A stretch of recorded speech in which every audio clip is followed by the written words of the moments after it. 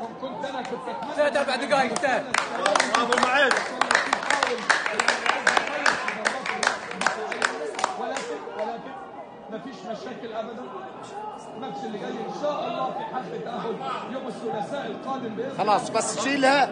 صفر صفر.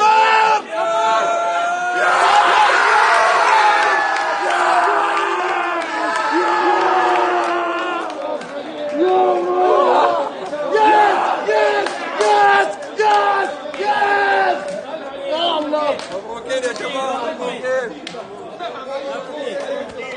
حبيبي.